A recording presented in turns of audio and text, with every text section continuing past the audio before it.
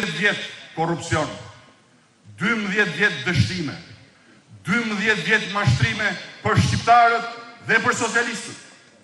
Ju premtojnë ndryshim në 2013 dhe ju solli Ilir Metën, Sajmir Tahiri, një tufë deputetësh që u larguan nga ligji për dekriminalizimin për faktin se ishin të dënuar për vepra të rënda penale në Shqipëri dhe jashtë Shqipërisë.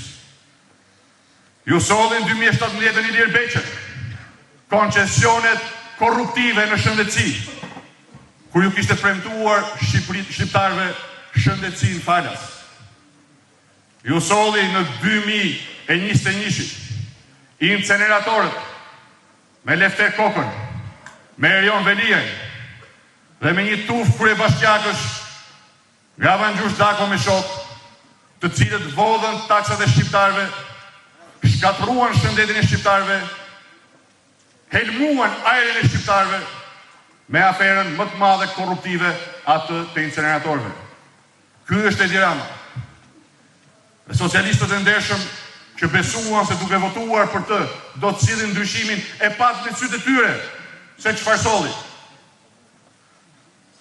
Ministrat korruptuar, kriminal, trafikant, përdhunues, mashtrues, hajdut.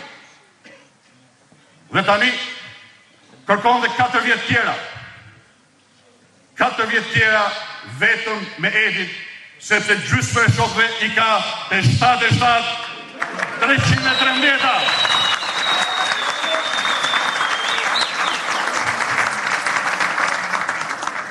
E dëgjoni se çfarë thotë shqiptarëve. O me mua, o rrini në shtëpi. Po zvotuat për mua, mos dilni nga shtëpia me 11 maj.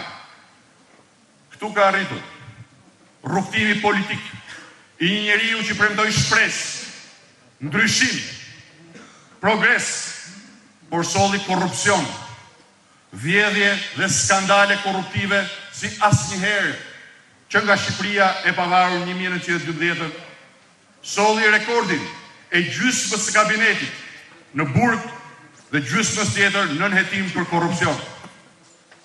E pra, është e qartë se 4 vite tjera me Edi Ramën do të thotë më shumë korrupsion, më shumë dështime, më shumë stagnacion në rrugën që ne gjithë e duam drejt Bashkimit Evropian. Ndaj, kur nuk ka qenë më e qartë zgjedhja.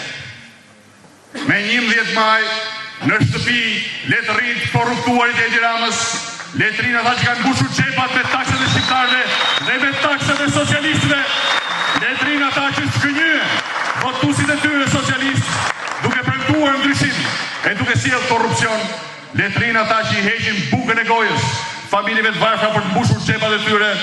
Me 11 maj, çdo shqiptar që do ndryshim e ka alternativën Koalicionin Euroatlantik numri 4, ekipin tonë të mrekullueshëm.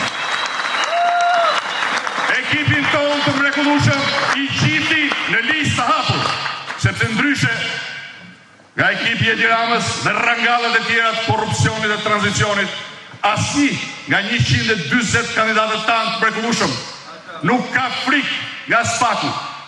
Nuk ka asnjë dosje korruptive që ta mbaj peng, ka një dhe vetëm një qëllim, të bëjë realitet besimin që na bën bashkë